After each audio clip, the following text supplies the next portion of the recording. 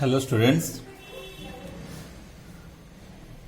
today we will see a video on thermal stability.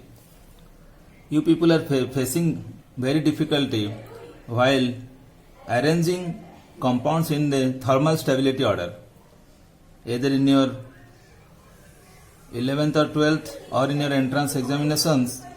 General students face this difficulty.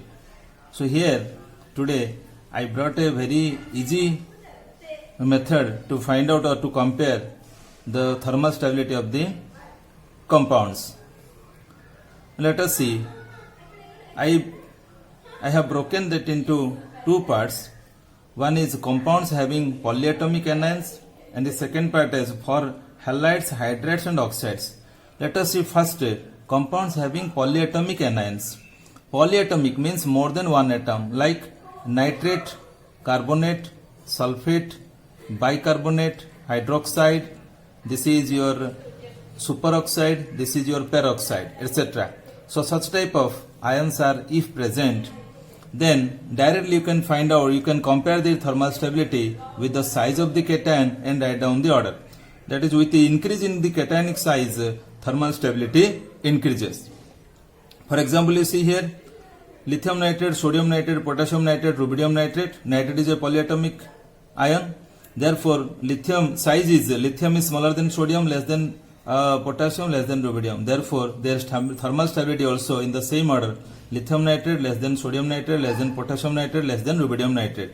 Similarly, lithium bicarbonate less than sodium bicarbonate, less than potassium bicarbonate, less than rubidium bicarbonate. Lithium carbonate less than sodium carbonate, less than potassium carbonate, less than rubidium carbonate. Beryllium carbonate less than magnesium carbonate, less than calcium carbonate, less than strontium carbonate. Similarly, magnesium hydroxide less than calcium hydroxide, less than strontium hydroxide, less than barium hydroxide. If we compare the sulfates also, beryllium sulfate less than magnesium sulfate, less than calcium sulfate, less than strontium sulfate, less than barium sulfate.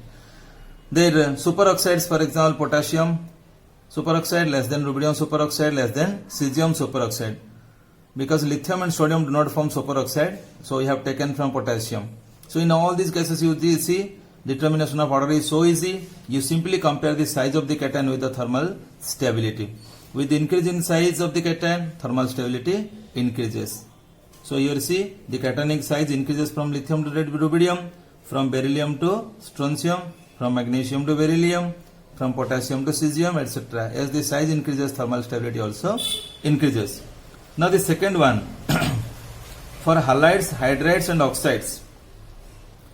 Halides, hydrates and for oxides, the thermal stability is inversely proportional to size in a group. In a group, thermal stability is inversely proportional to size. That means with the increase in size, thermal stability decreases. Thus the reverse of the first one. With the increase in size, thermal stability decreases. You see, barium size is the highest and magnesium is the least.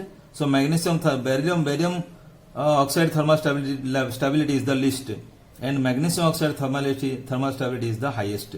Therefore, magnesium oxide greater than calcium oxide, greater than strontium oxide, greater than barium oxide. Similarly, iodine size, if we go through the size, fluorine less than chlorine, less than bromine, less than iodine. Therefore, highest is iodine size. Therefore, HI, thermal stability of HI is the least. So, HF greater than HCl, greater than HBr, greater than HI. Similarly, ammonia, thermal stability of ammonia is the highest and bismuth hydride is the least. Thermal stability of lithium oxide is the highest and cesium oxide is the least. Thermal stability of carbon tetrachloride is the highest and lead tetrachloride is the least in the group 14. Similarly, thermal stability of water is the highest and tellurium hydride is the least. Then the second part, in a period, along a period, thermal stability is directly proportional to electronegativity difference. That means between the two atoms, two elements, you have to see the electronegativity difference. If electronegativity difference is more, thermal stability is more.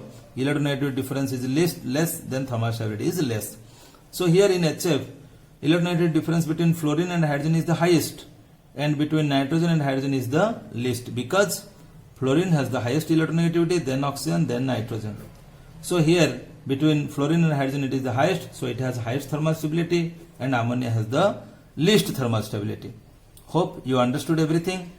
This is a very easy way to compare the thermal stability of different compounds, which will help you in different competitive examinations. Thank you all. If you like this video, like, share and subscribe the channel. Thank you once again.